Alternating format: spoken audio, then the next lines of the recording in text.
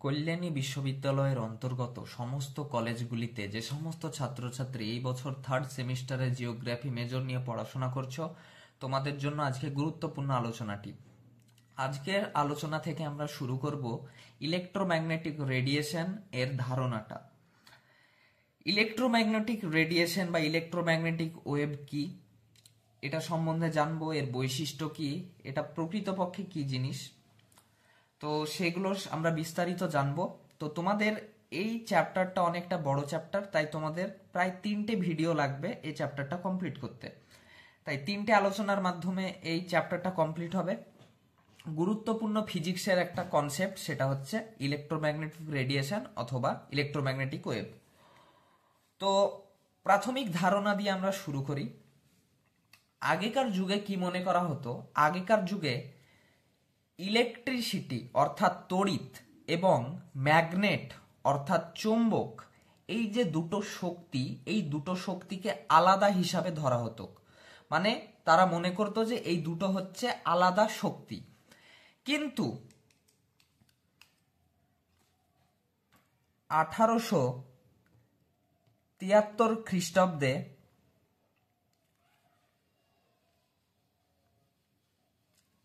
Clerk Maxwell নামের একজন Scottish physicist, মানে হচ্ছে স্কটল্যান্ডের দেশের একজন পদার্থবিজ্ঞানী, তিনি প্রথম বলেন যে এই যে ইলেকট্রিক অর্থাৎ তড়িৎ এবং ম্যাগনেট অর্থাৎ চুম্বক, এই দুটো আলাদা শক্তি না, এই দুটো হচ্ছে একটি শক্তিরই দুটো দুটো ফর্ম। মানে তিনি বলতে চেয়েছেন যে এই যে ইলেকট্রিসিটি অর্থাৎ তড়িৎ এবং ম্যাগনেট, এই দুটো কোনো সময় আলাদা শক্তি না, এটা হচ্ছে একটি শক্তিরই দুটি ভিন্ন ফর্ম। তো বিষয়টা কি জিনিস তোমাদের যদি বলি, যে তোমরা দেখেছো অনেক সময়, কতটা খেয়াল করেছো জানি না, যখন বিয়ের বাড়িতে বা কোনো অনুষ্ঠানে বা দেখা যাচ্ছে যে বিভিন্ন পুজো মণ্ডপে বা বিভিন্ন কিছুতে তোমরা দেখবে জেনারেটর থাকে, জেনারেটর ব্যবহৃত হয়। তো তোমরা দেখেছো যে জেনারেটর কি কাজ করে? জেনারেটর ইলেকট্রিসিটি অর্থাৎ কারেন্ট তৈরি করে। তো কিন্তু ওখানে তো কারেন্ট থাকে না, কিন্তু কারেন্টটা কিভাবে তৈরি করে? যখন সেখানে একটা পেট্রোল বা ডিজেলের মোটর থাকে, সেই মোটরটা চলে, সেই ইঞ্জিনটা চলে, তখন তার সাথে একটা মোটর লাগানো থাকে, বড় মোটর। সেই মোটরে কি থাকে? সেই মোটরের ভিতর থাকে তামার কয়েল এবং তার পাশে থাকে চুম্বক।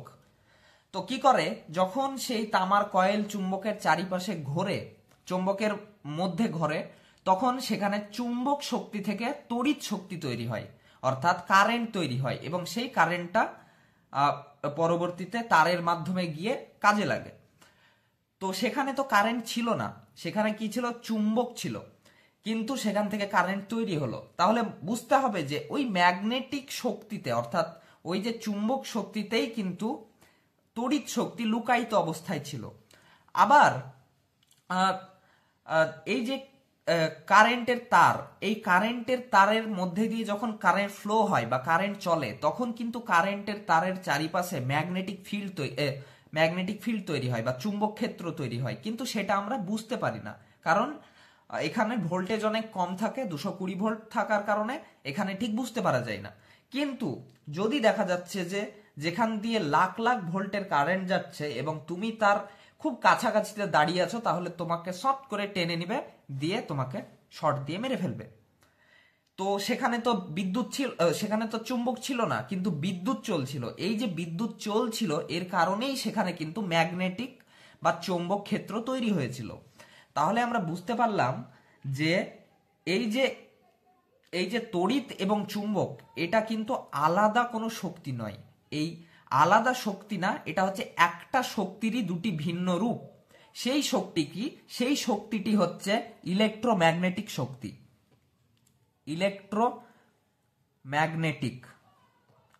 ইলেকট্রোম্যাগনেটিক শক্তি, এটা হচ্ছে সেই শক্তিটার নাম, যেই শক্তির দুটো রূপ হচ্ছে, একটা হচ্ছে ইলেকট্রিক এবং একটা হচ্ছে ম্যাগনেটিক। এবার ইলেকট্রোম্যাগনেটিক রেডিয়েশন বিষয়টা কি? ইলেকট্রোম্যাগনেটিক রেডিয়েশন বিষয়টা একটু তোমাদের ভালো করে বুঝতে হবে। তোমরা ছোটকালে যখন 9-10-এ পড়েছ তখন তোমরা শুনেছ বিভিন্ন অণু পরমাণুর ভিতর তোমরা নাম শুনেছ ইলেকট্রন, প্রোটন, নিউট্রন, এই বিষয়গুলো সম্বন্ধে তোমরা নাম শুনেছ। তো এই দুটোর মধ্যে, এই তিনটের মধ্যে ইলেকট্রন এবং প্রোটনের কাছে কিন্তু চার্জ থাকে। ইলেকট্রন এবং প্রোটনের কাছে চার্জ থাকে, কিন্তু প্রোটনের ভর বেশি হওয়ার কারণে সেই চার্জটা সবসময় ইলেকট্রোম্যাগনেটিক রেডিয়েশনে রূপান্তরিত হয় না। কিন্তু ইলেকট্রনের ক্ষেত্রে কিন্তু এটা হয়। কিভাবে হয়? ইলেকট্রন যখন স্থির থাকে অর্থাৎ রেস্টে থাকে, তখন ইলেকট্রনের পাশে কি তৈরি হয়? ইলেকট্রনের চারিপাশে ইলেকট্রিক ফিল্ড তৈরি হয়। ইলেকট্রিক ফিল্ড তৈরি হয়। এবার যখন ইলেকট্রিক ফিল্ড তৈরি হলো এবং এই ইলেকট্রন যখন গতি পেল, তখন সেই গতিটা কি?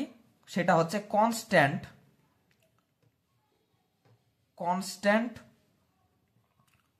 গতি। কনস্ট্যান্ট মানে হচ্ছে স্থিতিশীল গতি।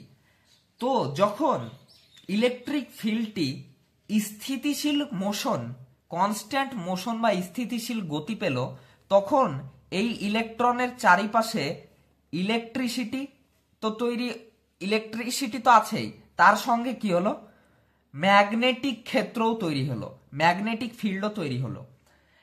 এবার যখন এই ইলেকট্রন কণাটা এরপর যখন অ্যাসিলারেট করে, এখানে গুরুত্বপূর্ণ একটা বিষয় হচ্ছে অ্যাসিলারেশন মানে হচ্ছে ত্বরণ মানে হচ্ছে যখন এই ইলেকট্রন কণাটার যখন গতির চেঞ্জ হয় তখন আগে ইলেকট্রিক ফিল্ড এবং ম্যাগনেটিক ফিল্ড তো ছিলই, তখন অ্যাসিলারেশন করার ফলে অর্থাৎ ত্বরণ হওয়ার ফলে, অর্থাৎ এর গতি চেঞ্জ হওয়ার ফলে এতে কি হয়, বা নড়াচড়া হওয়ার কারণে কি হয়, এর সঙ্গে ইলেকট্রোম্যাগনেটিক রেডিয়েশন বা ইএমআরও তৈরি হয়। এবং এই ইএমআর বিষয়টা তখন তরঙ্গের আকারে ছড়িয়ে পড়ে। এই ইলেকট্রোম্যাগনেটিক রেডিয়েশন হচ্ছে অনেকগুলো ফোটন কণার সংমিশ্রণ। তো যখন এই অ্যাসিলারেশন হয়, অর্থাৎ যখন গতি চেঞ্জ হয় তখন সেখানে ফোটন কণা তৈরি হয়। এবং ফোটন কণা যখন উৎপন্ন হয়, তখন ফোটন কণা হচ্ছে এমনই একটা কণা যাকে আটকে রাখা যায় না, অর্থাৎ এটা স্থির না, এটা সবসময় লাইটের স্পিডে চলে, তাই সেটা ইলেকট্রোম্যাগনেটিক রেডিয়েশন রূপে তরঙ্গের আকারে চলতে থাকে। এই তরঙ্গের আকারে কিভাবে চলতে থাকে তোমরা এই ছবির মাধ্যমে দেখো। এটা হচ্ছে ইলেকট্রিক ফিল্ড এবং এটা হচ্ছে ম্যাগনেটিক ফিল্ড। ইলেকট্রিক ফিল্ড এটা, এবং এটা হচ্ছে ইলেকট্রিক ফিল্ড এইভাবে যাচ্ছে এবং ম্যাগনেটিক ফিল্ডটা এইভাবে যাচ্ছে। আসলে এটা হচ্ছে 90 ডিগ্রি, এটাও 90 ডিগ্রিতে এইভাবে ঘুরছে, এটাও 90 ডিগ্রিতে এইভাবেই চলছে, এটাও 90 ডিগ্রিতে চলছে, কিন্তু একটু বাঁকা মনে হচ্ছে কারণ যাতে আমরা ছবিতে বুঝতে পারি সেই কারণে। তো বিষয়টা ঠিক এরকম ঘটছে। এটা হচ্ছে ইলেকট্রিক ফিল্ড এবং এটা হচ্ছে ম্যাগনেটিক ফিল্ড। যখন ইলেকট্রোম্যাগনেটিক রেডিয়েশন তৈরি হয় তখন ইলেকট্রিক ফিল্ডও এইভাবে চলতে থাকে এবং তার সঙ্গে ম্যাগনেটিক ফিল্ডও চলতে থাকে। এই ইলেকট্রোম্যাগনেটিক রেডিয়েশনটা হচ্ছে এটাই, যেখানে ইলেকট্রিসিটি এবং ম্যাগনেটিক এই দুটি শক্তি তরঙ্গের আকারে স্থানান্তরিত হতে থাকে। এবং এর মধ্যে কি থাকে? এর মধ্যে থাকে ফোটন কণা থাকে। এবং এই যেই লাইন বরাবর এটা যেতে থাকে, অর্থাৎ এর নিজের একটা রাস্তা আছে, এই রাস্তা বরাবর যেতে থাকে, সেই রাস্তাটাকে বলা হয় ডাইরেকশন অফ প্রোপোগেশন। এই রাস্তাটাকে বলা হয় ডাইরেকশন অফ প্রোপোগেশন। তো এটাই হচ্ছে ইলেকট্রোম্যাগনেটিক রেডিয়েশন অথবা ইলেকট্রোম্যাগনেটিক ওয়েভ। এবার আরেকটা জিনিস বোঝার, যে এই যে ইলেকট্রিক ফিল্ড, ম্যাগনেটিক ফিল্ড এবং এই যে ডাইরেকশন অফ প্রোপোগেশন, এই তিনটে বিষয় কিন্তু একে অপরের প্রতি পারপেন্ডিকুলার, মানে একে অপরের সাথে 90 ডিগ্রি অ্যাঙ্গেলে। এটা যেমন এর সঙ্গে 90 ডিগ্রি অ্যাঙ্গেলে রয়েছে, এটাও ঠিক এর সঙ্গে 90 ডিগ্রি অ্যাঙ্গেলে রয়েছে, এটাও ঠিক এর সঙ্গে 90 ডিগ্রি অ্যাঙ্গেলে রয়েছে। অর্থাৎ ইলেকট্রিক ফিল্ড, ম্যাগনেটিক ফিল্ড এবং ডাইরেকশন অফ প্রোপাগেশন পরস্পরের সঙ্গে 90 ডিগ্রি অ্যাঙ্গেলে রয়েছে। তো এই বিষয়টা মনে রাখতে হবে। এবার আসি আমরা, এবার জানলাম আমরা ইলেকট্রোম্যাগনেটিক রেডিয়েশন কিভাবে সৃষ্টি হয় বা ইলেকট্রোম্যাগনেটিক রেডিয়েশন কি। এবার আসি, এই ইলেকট্রোম্যাগনেটিক রেডিয়েশনের কিছু উপাদান রয়েছে। ইলেকট্রোম্যাগনেটিক রেডিয়েশনের কি কি উপাদান রয়েছে? এই যে দেখছো, এটা হচ্ছে একটা তরঙ্গ, এটা হচ্ছে ইলেকট্রিক তরঙ্গ, এটা হচ্ছে ইলেকট্রিক তরঙ্গ, আর এটা হচ্ছে ম্যাগনেটিক তরঙ্গ। তো ইলেকট্রিক তরঙ্গের যেখান থেকে সৃষ্টি হয়েছে, সেখান থেকে এর যে এটা হচ্ছে শীর্ষ, এটাকে বলা হয় ক্রেস্ট বা শীর্ষ। তো এখান থেকে এর এই যে দূরত্ব বা এর যে এই স্কেলটা, এটাকে বলা হয় ওয়েভ অ্যাম্প্লিটিউড। তাহলে একটা জানতে পারলাম আমরা, ওয়েভ অ্যাম্প্লিটিউড। ওয়েভ অ্যাম্প্লিটিউডের বাংলা হচ্ছে তরঙ্গ বিস্তার। অর্থাৎ এই যে তরঙ্গ যেখান থেকে সৃষ্টি হয়েছে, সেখান থেকে শীর্ষ পর্যন্ত এর দূরত্ব কত, অর্থাৎ কতটা বড়, সেটাই হচ্ছে ওয়েভ অ্যাম্প্লিটিউড বা তরঙ্গ বিস্তার। এবার 2 নম্বর হচ্ছে তরঙ্গ দৈর্ঘ্য বা wave length. Wave length, wave length বিষয়টা কি? এই যে একটা তরঙ্গ শীর্ষ এবং আর একটা তরঙ্গ শীর্ষ, এই দুটোর মধ্যে যে দূরত্ব রয়েছে, এটার মধ্যে এবং এটার মধ্যে যে দূরত্ব রয়েছে, সেটাকে বলা হয় ওয়েভ লেন্থ বা তরঙ্গ দৈর্ঘ্য। এবার 3 নম্বর বিষয় হচ্ছে wave frequency. Wave frequency, frequency বিষয়টা কি? ওয়েভ ফ্রিকোয়েন্সি মানে হচ্ছে তরঙ্গ কম্পাঙ্ক। কম্পাঙ্ক বিষয়টা কি? ধরো এই যে তরঙ্গ শীর্ষ, এই যে এটাও তরঙ্গ শীর্ষ, এটাও তরঙ্গ শীর্ষ, এটাও তরঙ্গের শীর্ষ, এটাও এর তরঙ্গের শীর্ষ।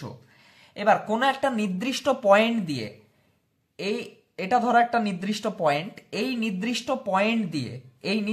পয়েন্ট দিয়ে মানে এই নির্দিষ্ট পয়েন্ট পার করে কতগুলো তরঙ্গ শীর্ষ একটা নির্দিষ্ট সময়ের মধ্যে দিয়ে যায়, সেটাকেই বলা হয় ওয়েভ ফ্রিকোয়েন্সি বা তরঙ্গ কম্পাঙ্ক। মানে এটা আমি ধরলাম যে এই এখান দিয়ে, তো 1 সেকেন্ডে দেখা যাচ্ছে যে এই দুটো চলে গেল এখান দিয়ে।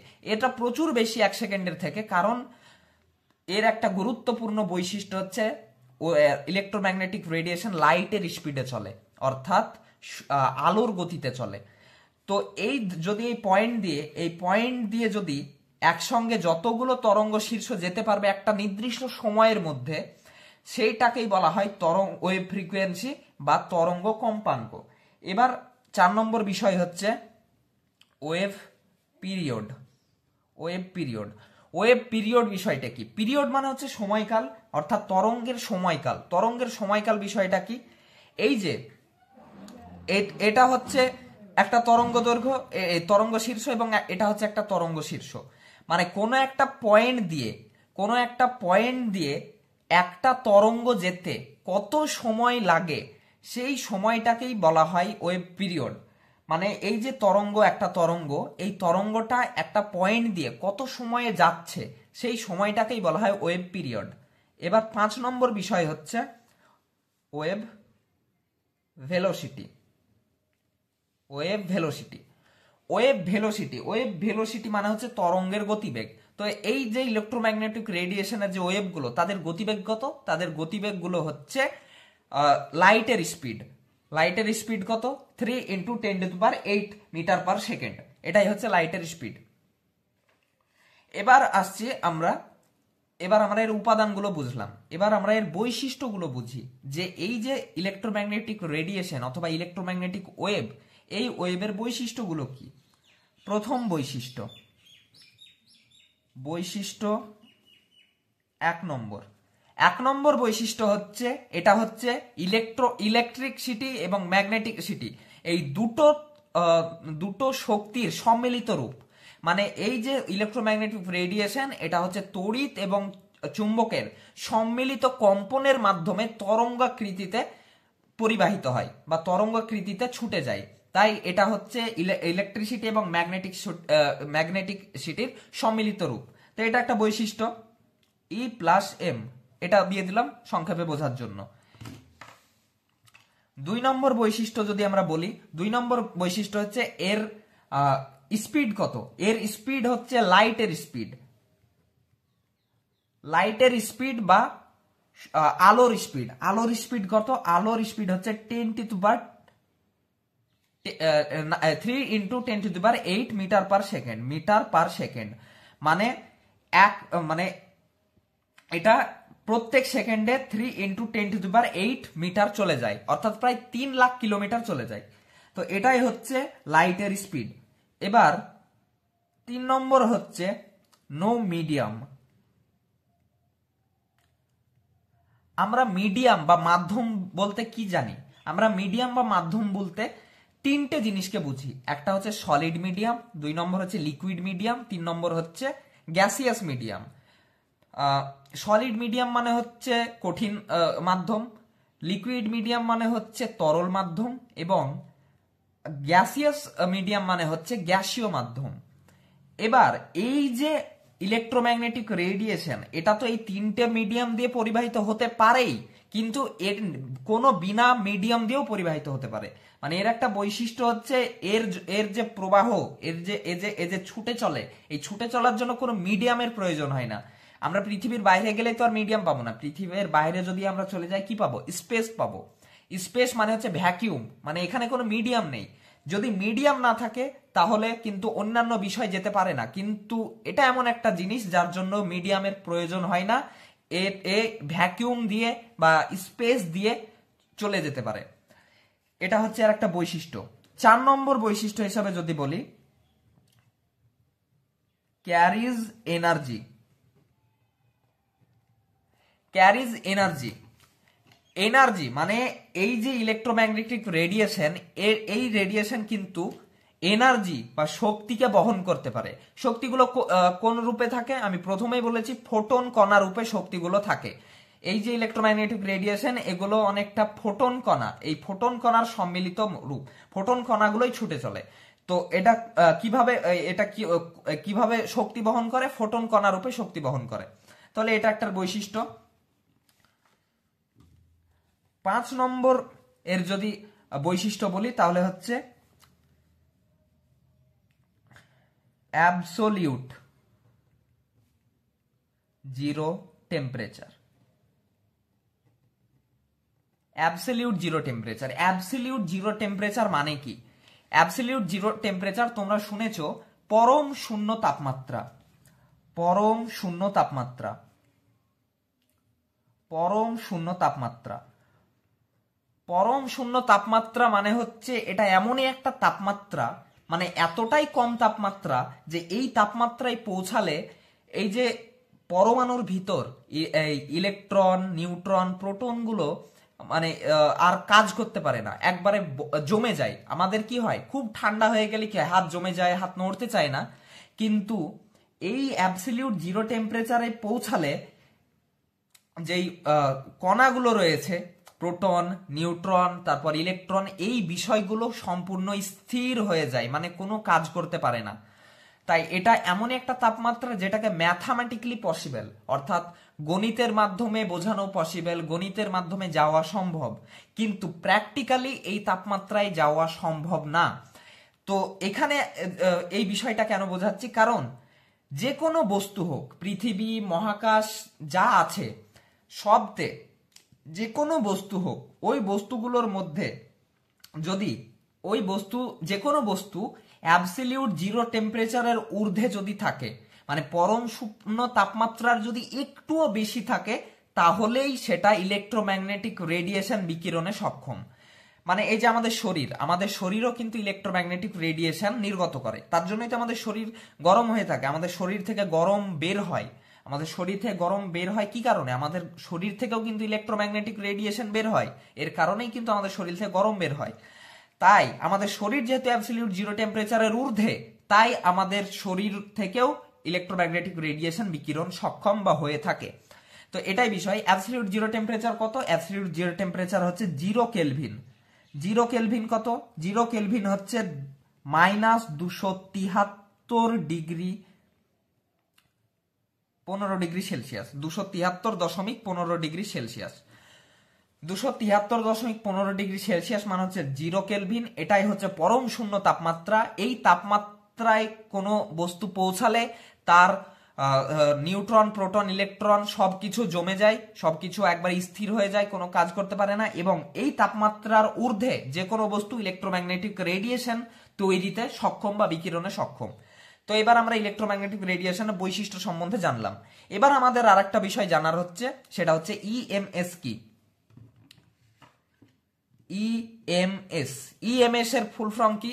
আমরা ই মানে তো জানি ইলেকট্রিসিটি, এম মানে ম্যাগনেটিসিটি এবং এস মানে হচ্ছে স্পেকট্রাম, মানে ইলেকট্রোম্যাগনেটিক স্পেকট্রাম বা তড়িৎ চুম্বকীয় বর্ণালী। বিষয়টা কি?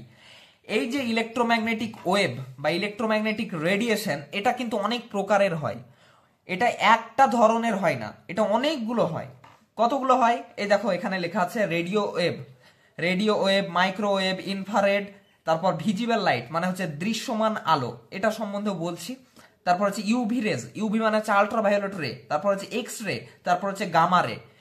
তো এই যে এই রে গুলোকে, এই যে তরঙ্গগুলোকে, এগুলোকে কিভাবে, এই ওয়েভগুলোকে কিভাবে ডিফাইন করা হয়? এগুলোকে বোঝা যায় এদের ওয়েভ লেন্থের উপর। আমি প্রথমেই বলেছি ওয়েভ লেন্থ কাকে বলা হয়? দুটো তরঙ্গ শীর্ষের মধ্যে যে দূরত্ব, সেই দূরত্বটাই হচ্ছে তরঙ্গ দৈর্ঘ্য। তো তরঙ্গ দৈর্ঘ্য বা ওয়েভ লেন্থ অনুযায়ী, অর্থাৎ যখন তরঙ্গগুলোকে তাদের ওয়েভ লেন্থ এবং ফ্রিকোয়েন্সি অনুযায়ী, ফ্রিকোয়েন্সি বলেছি তরঙ্গ কম্পাঙ্ক কি জিনিস, তো যখন এই সমস্ত ওয়েভগুলোকে তাদের ওয়েভ লেন্থ এবং ওয়েভ ফ্রিকোয়েন্সি অনুযায়ী একসঙ্গে সাজানো হয়, তখন সেই সমাহারকে বা সেই চিত্রকে বা সেই এক সমষ্টিকে বলা হয় ইলেকট্রোম্যাগনেটিক স্পেকট্রাম বা তড়িৎ চুম্বকীয় বর্ণালী। এবার এই তড়িৎ চুম্বকীয় বর্ণালীর মধ্যে এতগুলো তরঙ্গ থাকে বা এতগুলো ওয়েভ থাকে।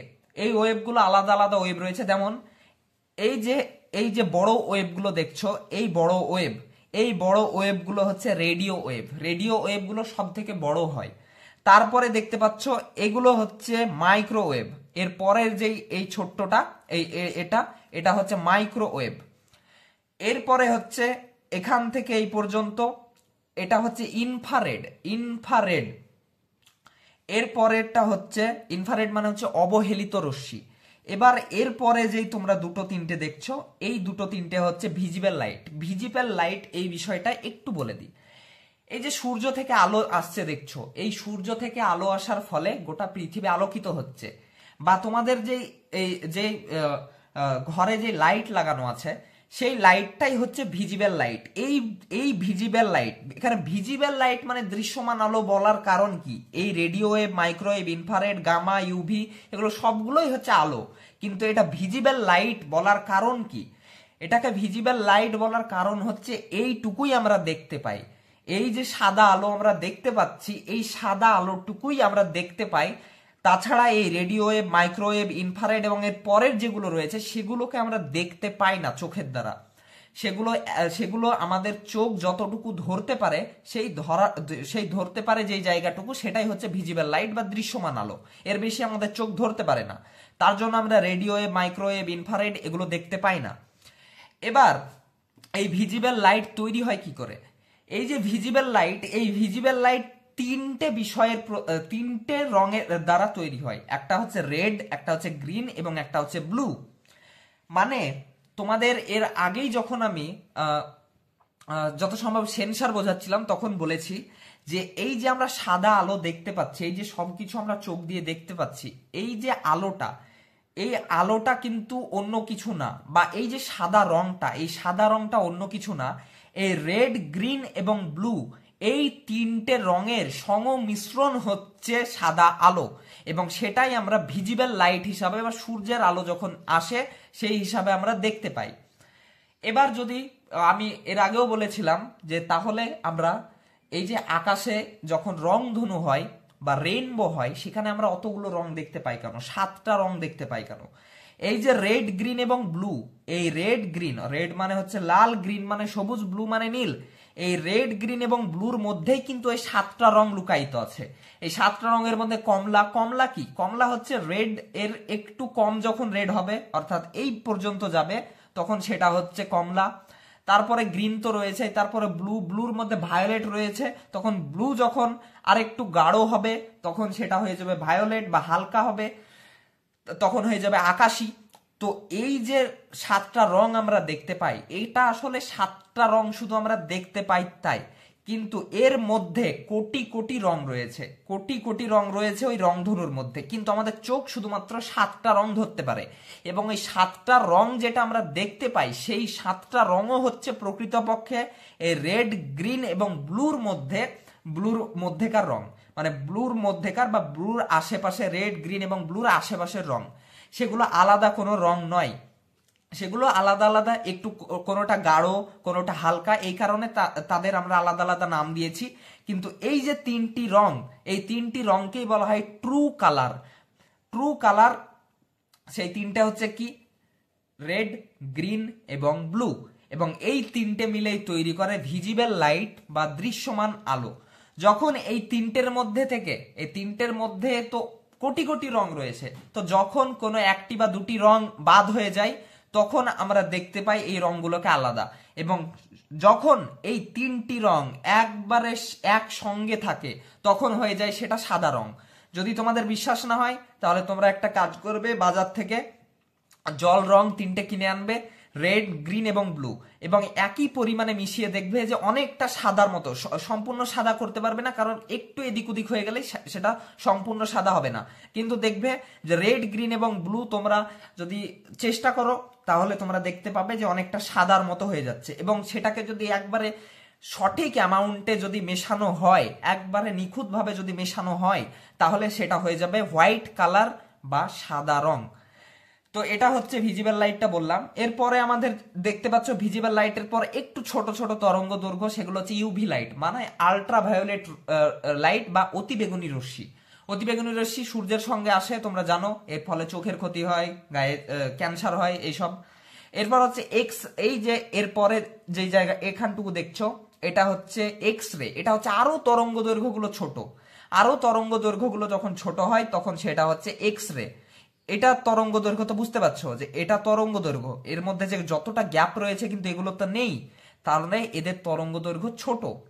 এই যে এক্স রেজ, এই এক্স রে, এই এক্স রে কোন কোন কাজে ব্যবহৃত হয়? এক্স রে ব্যবহৃত হয় মানুষের হাড়ের ছবি তোলার ক্ষেত্রে। এই এক্স রে হচ্ছে এমনই একটা আলো যেটা আমাদের শরীর, অর্থাৎ এই চামড়াকে ভেদ করে চলে যেতে পারে, কিন্তু হাড়কে ভেদ করতে পারে না। তাই চামড়ার আমাদের ছবি ওঠে না। তোমাদের যদি হাত পা ভেঙে থাকে তাহলে দেখবে যে তোমাদের হাড়ের ছবি তুলতে এক্স রে করতে গিয়েছিলে এবং সেখানে তোমাদের হাড়ের ছবি উঠেছে কিন্তু চামড়ার ছবি উঠেনি। কারণ কি? এই যে এখানে যে আলোটা ব্যবহার করা হয় সেই আলোটা আমাদের চামড়াকে ভেদ করে চলে যায়, কিন্তু হাড়কে আর ভেদ করতে পারে না, তাই আমাদের হাড়ের ছবিটা উঠে আসে। এবং এর সব থেকে শেষে, সব থেকে শেষে এই যে একবারে ছোট, একবারে মানে খুবই তরঙ্গ দৈর্ঘ্য যাদের ছোট ছোট, খুবই সামান্য তরঙ্গ দৈর্ঘ্য, তাদেরকে বলা হয় গামা রেজ। এটা হচ্ছে সব থেকে কঠিন রশ্মি বা সব থেকে ভয়ঙ্কর রশ্মি, যেটা পরমাণু যখন ব্লাস্ট হয় তখন নির্গত হয়। পরমাণু যখন ব্লাস্ট হয় তখন নির্গত হয়। যেমন ওই জাপানে যখন আমেরিকা পরমাণু ফেলেছিল, তখন যেই নাগাসাকিতে যখন পরমাণু ফেলেছিল, তখন যেই যে রশ্মি সৃষ্টি হয়েছিল সেটা হচ্ছে গামা রে বা গামা রশ্মি। এই রশ্মিটা চরম ভয়ঙ্কর রশ্মি। এই রশ্মির পাওয়ার সব থেকে বেশি, মানুষের শরীরকে ভেদ করে চলে যায় এবং এর ফলে মানুষ কয়েক ঘন্টার মধ্যে, যদি দূরে থাকে যেখানে পরমাণু ব্লাস্ট হয়নি কিন্তু তারও 50 কিলোমিটার দূরে আছে, কিন্তু এই গামা রেজ কিন্তু তার কাছে চলে গিয়েছে, তার ফলে কি হবে? তার শরীর পচে গলে সে মারা যাবে। তো এই গামা রেজ খুব ভয়ঙ্কর। এবার একটা বিষয় তোমাদের এখনই বলে দিই, এই যে তরঙ্গ দৈর্ঘ্য, যেই তরঙ্গের তরঙ্গ দৈর্ঘ্য যত বেশি, সেই তরঙ্গের ফ্রিকোয়েন্সি বা কম্পাঙ্ক তত কম। কারণ ফ্রিকোয়েন্সি মানে কি বলেছি, একটা নির্দিষ্ট পয়েন্ট দিয়ে যখন যতগুলো তরঙ্গ শীর্ষ যেতে পারে সেটাই হচ্ছে তরঙ্গ ফ্রিকোয়েন্সি বা তরঙ্গ কম্পাঙ্ক। তো এদের যদি তরঙ্গ শীর্ষের দৈর্ঘ্য যদি বড় হয় তাহলে অবশ্যই তরঙ্গ ফ্রিকোয়েন্সি কমে যাবে। তাই রেডিও ওয়েভের তরঙ্গ ফ্রিকোয়েন্সি সব থেকে কম, মানে হচ্ছে সব থেকে কম শক্তিশালী। রেডিও ওয়েভের ফলে আমাদের শরীরের কোনো ক্ষতি হয় না, মাইক্রোওয়েভের ফলেও তেমন ক্ষতি হয় না, ইনফ্রারেডের ফলেও তেমন ক্ষতি হয় না, আবার ভিজিবল লাইটের ফলেও তেমন ক্ষতি হয় না। কিন্তু যখনই আল্ট্রাভায়োলেট থেকে শুরু হবে, এই এক্স রে গামা রেজ পর্যন্ত যাবে, তখন আমাদের শরীর প্রচন্ড ক্ষতিগ্রস্ত হবে, কারণ এদের পাওয়ার বেশি, এদের ফ্রিকোয়েন্সি অনেক বেশি, এদের তরঙ্গ দৈর্ঘ্য অনেক কম এবং ফ্রিকোয়েন্সি অনেক বেশি, এর জন্য এগুলোর পাওয়ার সব থেকে বেশি হয়ে থাকে। তাই এই যে সমাহার, এই যে এতগুলো তরঙ্গর এতগুলো যে রয়েছে, এতগুলো যে রশ্মি রয়েছে বা এতগুলো যে ওয়েভ রয়েছে বা এতগুলো যে তরঙ্গ রয়েছে, সেই তরঙ্গগুলোর সমাহারকে বা তরঙ্গগুলোকে যখন একসঙ্গে সাজানো হয়, তখন সেই সমাহারকে বলা হয় ইলেকট্রোম্যাগনেটিক স্পেকট্রাম বা তড়িৎ চুম্বকীয় বর্ণালী। এবং তড়িৎ চুম্বকীয় তরঙ্গ সম্বন্ধে তো বলে দিলাম। তো তোমাদের এইটুকুই ইলেকট্রোম্যাগনেটিক রেডিয়েশনের প্রাথমিক ধারণা। যদি তোমাদের বুঝতে সমস্যা হয়, আমি যতটা সম্ভব চেষ্টা করেছি সহজভাবে বোঝানোর, কিন্তু যদি তাও সমস্যা হয় তাহলে তোমরা ভিডিওটি দু একবার বেশি করে দেখো, এবং তাও যদি সমস্যা হয় তাহলে আমাকে কমেন্ট করো, তাহলে আমি পরের ভিডিওতে আবার বলে দেব। এবং বলে দিই, এর পরের ভিডিওতে আমরা এই যে এবার এখান থেকে আমাদের পড়তে হবে কি, এবং এগুলো তো আমরা পড়লাম যে এখান থেকে আমরা কি কি পড়তে পারি। 2 মার্কের জন্য তরঙ্গ ইলেকট্রোম্যাগনেটিক রেডিয়েশন কাকে বলে সেটা পড়তে হবে। ইলেকট্রোম্যাগনেটিক রেডিয়েশনের উপাদান হিসাবে ওয়েভ লেন্থ কাকে বলা হয়, ওয়েভ ফ্রিকোয়েন্সি কাকে বলা হয়, এগুলো পড়তে হবে। এবং এর বৈশিষ্ট্যগুলো যেগুলো লিখে দিয়েছে, বৈশিষ্ট্যগুলো পড়তে হবে। তার সঙ্গে ইলেকট্রোম্যাগনেটিক স্পেকট্রাম কাকে বলা হয় সেটা আমাদের 2 মার্কের জন্য পড়তে হবে। এর সঙ্গে আমাদের 5 বা 10-এর জন্য পড়তে হবে এই তরঙ্গগুলো। এই তরঙ্গগুলো কি, এই তরঙ্গগুলো কতটা, এদের তরঙ্গ দৈর্ঘ্য কতটা, তরঙ্গ ফ্রিকোয়েন্সি, এদের শক্তি কি, এদের কাজ কি, এদের বৈশিষ্ট্য কি, এই বিষয়গুলো আমাদের এখন বুঝতে হবে। তো তার জন্য আমরা এরপরে আমাদের আমি বলেছি 3টে ভিডিও প্রায় লাগবে, তাই এই 2টো ভিডিওতে আমি এগুলোর বৈশিষ্ট্য সম্বন্ধে আলোচনা করব। তো তোমরা সেই ভিডিওগুলো দেখো পরপর। তো আজকের মতো এই পর্যন্তই, ভালো থেকো সবাই।